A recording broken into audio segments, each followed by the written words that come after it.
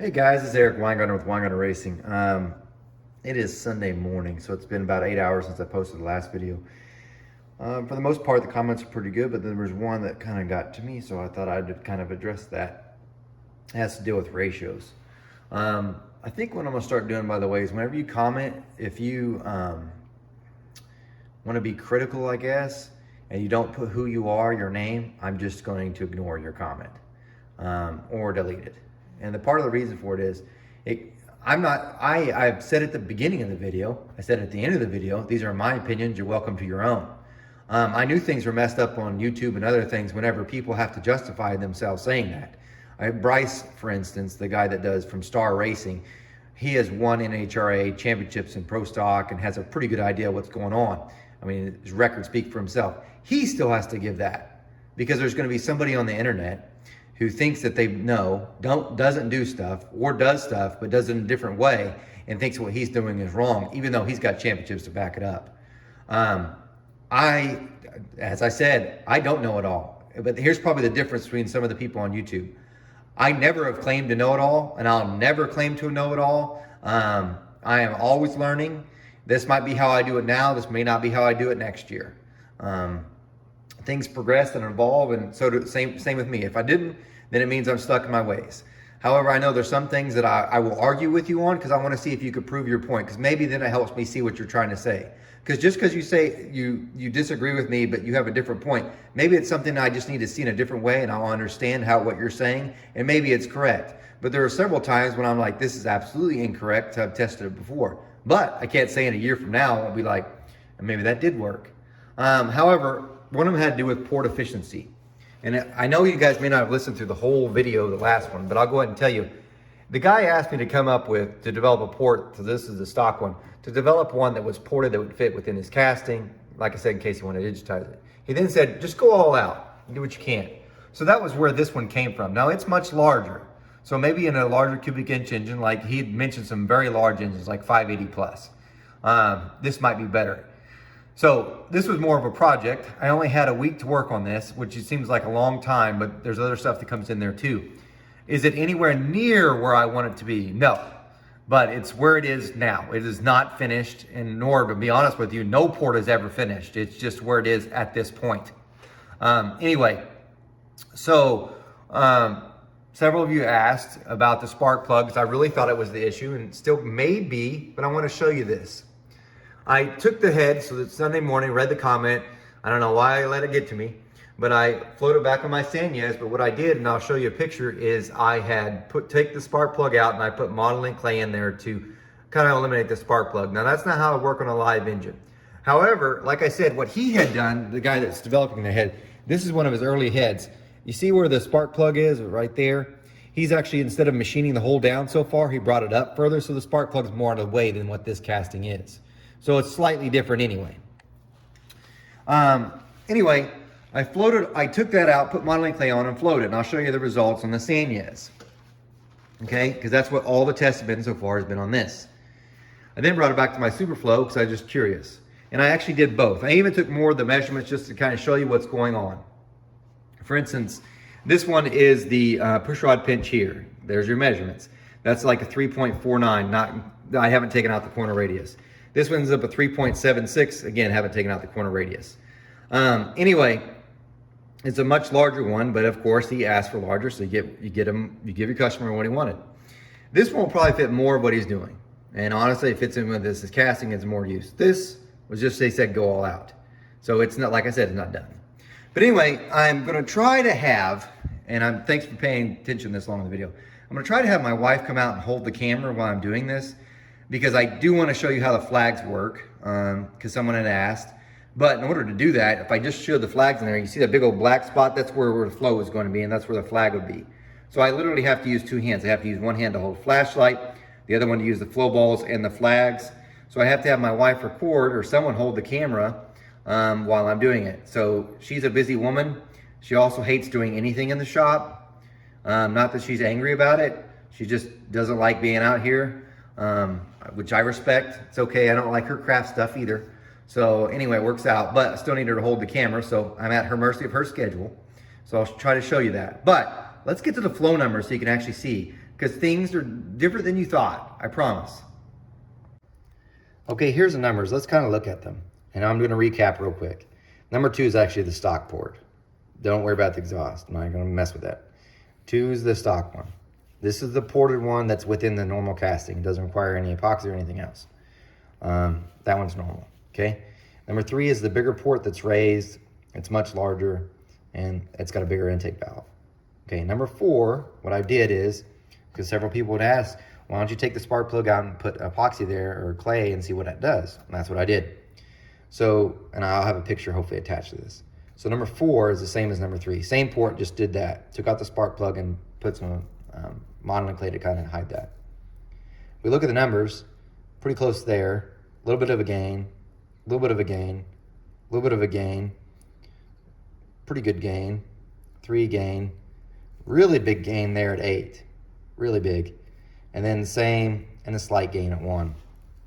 So I was like, man, I really thought that would take care of this dip here. That's what I was hoping to find, that would take care of it, which it kind of did. It moved it up, but it still dropped and came back. So I was like, man, I swear it's in the chamber. And I still think it is, because it's coming straight off the seat and it doesn't have a scallop to make it go down. So I don't think it's got tumble, in other words. But anyway, because I was more frustrated than anything else, I went back to the first port, which would be this one, the one that's ported, and reflowed it. And you're comparing number 5 to this. If we look at it, we'll start at 2. Bigger, lower, about the same, a little bit of a gain, about the same, a little bit of a gain, a little bit of a gain, far bigger gain. That's where it starts jumping up, and then a far bigger at 1. So I was like, man, that's really good. But now here's the Superflow numbers. So this cylinder 5 is the same as this one. I didn't change anything. I literally took the thing off, the cylinder head off of the Sanez and put it on the Superflow and reflowed it. I didn't change anything on the port, 0. So if we look at the numbers, I'm going to ignore 1. 200 gain, loss at 3, loss at 4, really close to the same at 5, really close to get the same at 6, really close at 7, 8, no, 393 to a 381.4. So gain. 900, 399.3 to 403. So the Sanez is still better there. And then at 1 inch, 414 to 419. And I put it to 1.1 just because I was curious to see what happened.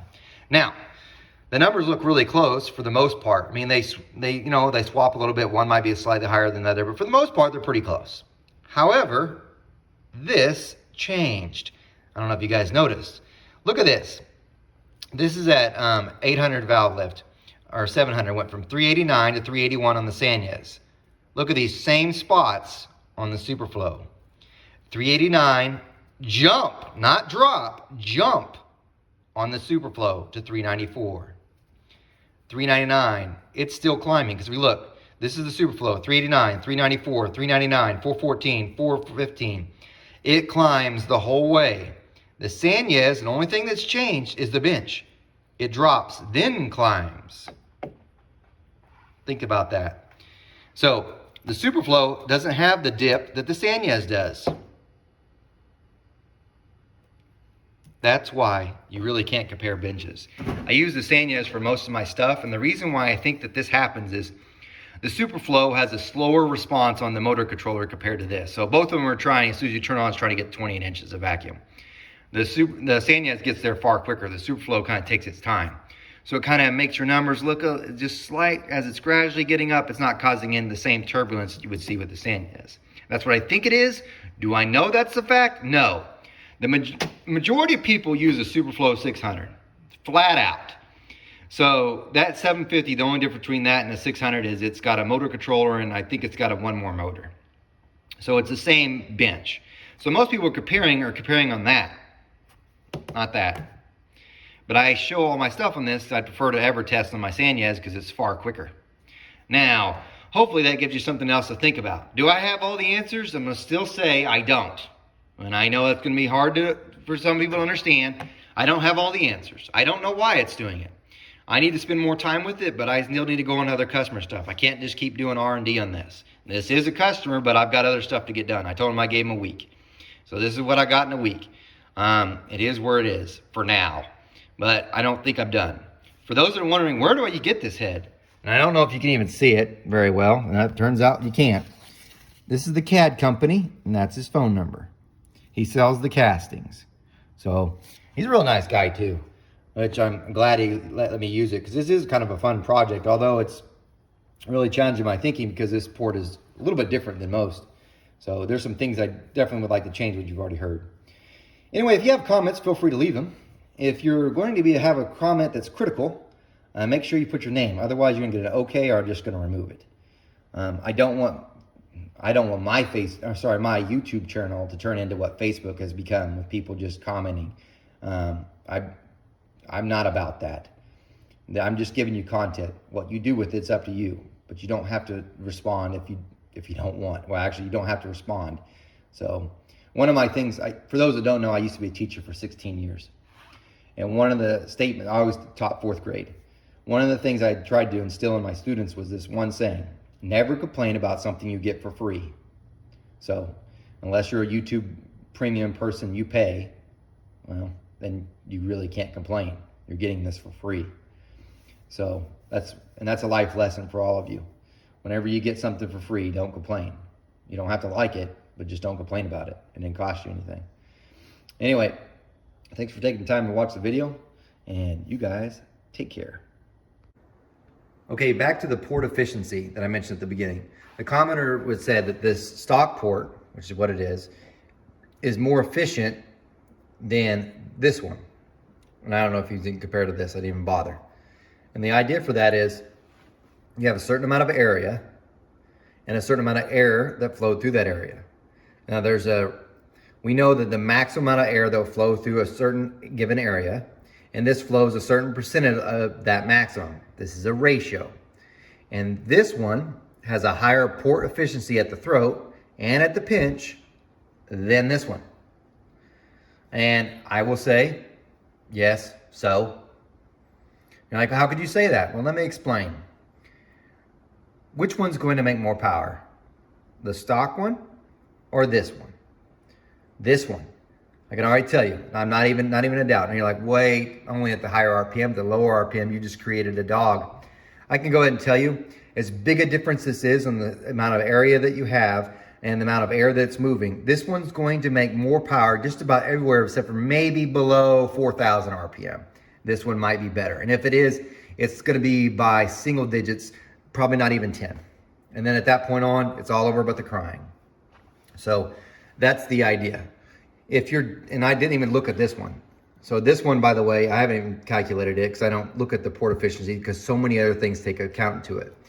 Because when you're looking at port efficiency, that's just one piece of the puzzle that makes up the horsepower mix. I mean, you've got flow, you've got velocities, you've got areas, you've got the design itself, the shape of the self, the chamber, everything, valve sizes and areas with that. If you just focus on just the efficiency of the port, it's just like that exhaust to intake ratio. I can make it look better by making it worse for power. So in other words, if I shrunk this down, the stock port, and I made it even smaller, but flowed the same amount of air, its efficiency in the port goes way up. It's going to make less power. It will make more torque at a lower RPM, but for the most part, it's going to make less power, even though the port itself is more efficient. So that's one of the problems with it. You can cheat yourself, and it'll look great here as far as flow per size, won't make the power. This one, it's not ideal. Like I said, it's not done.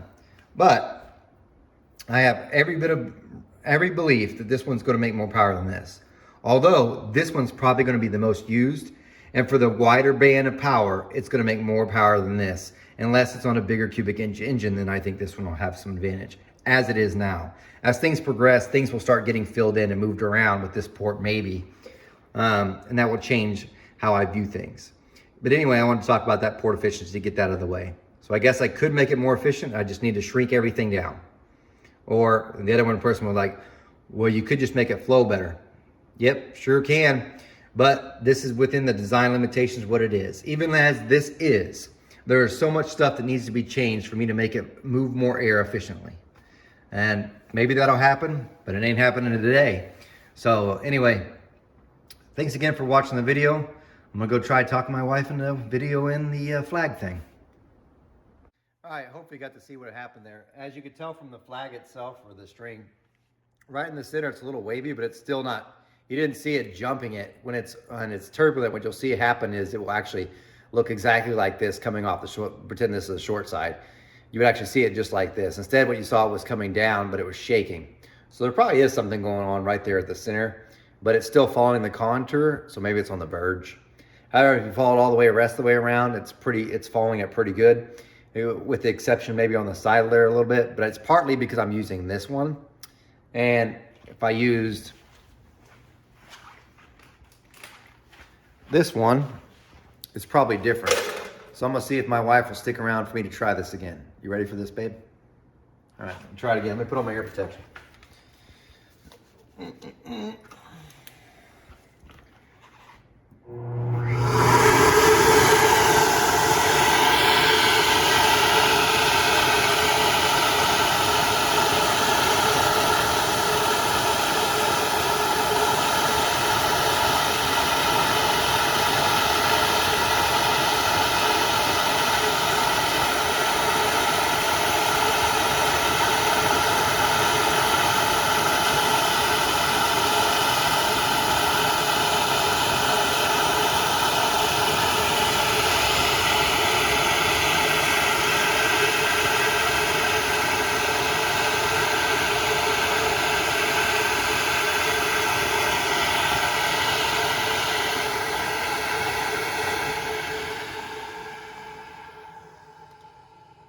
Yeah, so maybe something's up with that, but like I said, this, by the way, is I didn't do this one before. This is the smaller port. So if we look at the head, this was the race one, but before, when I did the flags, I only did it on this one. I've never done the flags on this one yet, and it looks like maybe on this side there's some stuff going on, maybe on the short side. It's still following it, but you can see it shaking, which means there's different air streams going through. Really means I probably should work on the port more. But now you got to see what it's talking about. I'm not gonna do flow balls because my wife has stuff to get taken care of and I want to keep her out here forever. But thanks for watching. I got my wife to film it, so you're actually gonna see it happen. Let me put on my ear protection and let's show those flags working.